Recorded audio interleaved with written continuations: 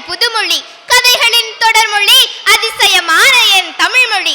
தித்திக்கும் தேன் தமிழ் திக்கட்டும் பரவட்டும், முத்தமிழ் தாய்க்கு என் முதற்கண் வணக்கங்கள்.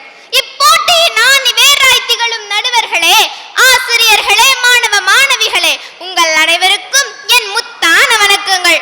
நான் இன்று பேசப் போகும் தலைப்பு வ.உ. சிதம்பரனார். நம் நாடு ஆங்கிலேயரிடம் அடிமைப்பட்டிருந்த போது அவர்களை வெளியேற்ற பல தலைவர்கள் அகிம்சை வழியிலும் அறப்போராட்ட வழியிலும் செயல்பட்டு கொண்டிருந்த போது வாணிபம் செய்ய வந்த ஆங்கிலேயர்களை இந்திய வாணிபத்தின் வாயிலாகவே ஒன்றுமில்லாமல் ஆக்கி அவர்களை இந்தியாவை விட்டு ஓடச் செய்ய வேண்டும் என்று ஒருவர் முடிவெடுத்தார். அவர்தான் சுதந்திர கடலின் சிங்கம் வ.உ. சிதம்பரனார் அவர்கள். வ.உ.சி அவர்கள் 1872ஆம் ஆண்டு செப்டம்பர் 5ஆம் தேதி தூத்துக்குடி மாவட்டத்தில் உள்ள ஒட்டப்பிடாரத்தில் பிறந்தார்.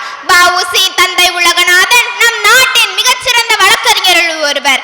சிறு வயதிலே கல்வியிலும் பிறமொழியிலும் சிறந்து விளங்கிய வ.உ.சி 1894ஆம் ஆண்டு தன் தந்தையின் ஆசைக்கிணங்க சட்டம் பயின்று 1895ஆம் ஆண்டு ஒட்டப்பிடாரத்தில் வழக்கறிஞர் தொழிலை தொடங்கினார்.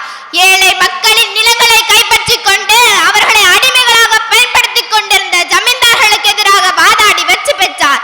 1892ஆம் ஆண்டு பாலகங்காத திலகரின் ஆற்றல் மிகுந்த வீரம் செறிந்த எழுத்தால் கவரப்பட்டு திலகரின் சீடரானார். 1905ஆம் ஆண்டு இந்திய காங்கிரஸில் தன்னை இணைத்துக் கொண்டார்.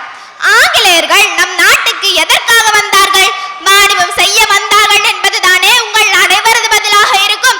எனவே ஆங்கிலேயர்களை விரட்ட வேண்டும் என்றால் அவர்களது வணிகத்தை ஒழிக்க வேண்டும் என்பதில் நம்பிக்கை கொண்ட வ.உ.சி சுதேசி இயக்கம், தொழிலாளர் இயக்கம், கூட்டுறவு இயக்கம் என்ற 3 இயக்கங்களில் கூடுதல் கவனம் செலுத்தினார்.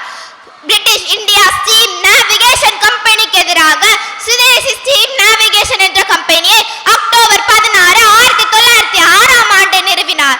எஸ்.எஸ். காலியோ மற்றும் எஸ்.எஸ். லாவோ என்ற 2 கப்பல்களை பல வணிகர்களின் உதவி மூலமாக வாங்கினார்.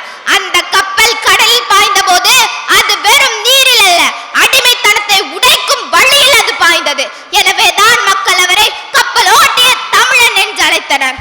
சுதேசி இயக்கத்தின் வளர்ச்சியை கண்டு பொறாமைப்பட்ட ஆங்கிலேயர்கள் வ.உ.சியை கைது செய்ய காத்திருந்தனர். 1908ஆம் ஆண்டு மார்ச் மாதம் 12ஆம் நாள் தேச துரோகம் என்ற பெயரில் அவரை கைது செய்தது ஆங்கிலேய அரசு. அவர் சொன்னார், என் உடலை சிறையில் அடைக்கலாம், ஆனால் என் சிந்தனையை அடைக்க முடியாது என்று. அங்கு அவர் செக்கிழுத்தார். எனவேதான் மக்கள் அவரை மரியாதையுடன் செக்கிழுத்த செம்மல் என்று அழைத்தனர். இறுதியாக வ.உ.சி 1936ஆம் ஆண்டு